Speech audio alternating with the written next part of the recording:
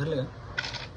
कधी न हारणारा माणूस हारण्याच्या वाटेवर 1 नंबरचा किंग चौघात पदवी राखलीस मित्रा.